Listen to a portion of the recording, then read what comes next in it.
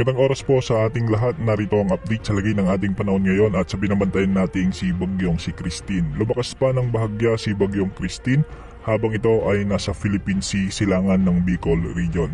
Huling namataan ang sentro ni Bagyong Christine sa layong 390 kilometers silangan ng Daet, Camarines Norte. Isa na itong tropical storm category. Taglay nito ngayon ang lakas ng hangin na umaabot sa 75 kilometers per hour malapit sa gitna at pagbugso ng hangin na umaabot sa 90 kilometers per hour. Sa ngayon kumikilos ito ng west-northwest sa bilis na 15 kilometers per hour.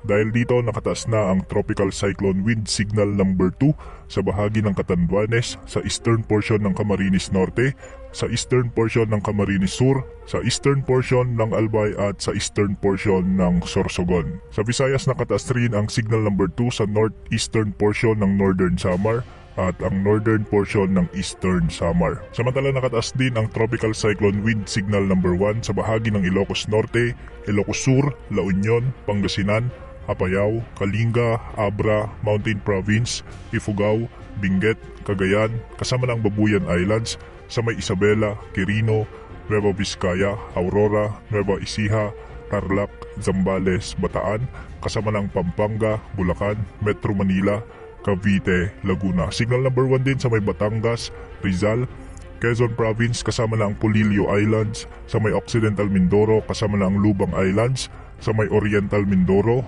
Masbate kasama ang Ticao at Burias Islands, Marinduque, Romblon at ang nalalabing bahagi ng Camarines Norte. Signal number 1 din sa may nalalabing bahagi ng Camarines Sur, ang nalalabing bahagi ng Albay at nalalabing bahagi ng Sorsogon. Sa may Visayas, nakataas din ang signal number 1 sa nalalabing bahagi ng Eastern Samar, sa nalalabing bahagi ng Northern Samar, Samar Province, Leyte, Biliran at Southern Leyte. Samantalang sa Mindanao, nakataas din ang signal number 1 sa Dinagat Islands at Surigao del Norte kasama ng Siargao, Bukas Grande Island. Ayon sa latest forecast track na inilabas ng Pag-asa, sa kasalukuyan ay isa itong tropical storm. Posibleng lumakas ito ng severe tropical storm bago maglandfall sa bahagi ng Isabela, Aurora o di kaya naman ay bababa ang track nito sa bahagi ng Quezon Province. Sa mga lalawigang ito, mag-antabay sa mga susunod na updates dahil marami pang pagbabago sa track ni Bagyong Christine. Posibleng bumaba o umakyat ang track nito. Babaybayin nito ang kabundukan sa kalupaan ng Northern Luzon at lalabas ng La Union o di kaya naman ay sa Ilocos Region.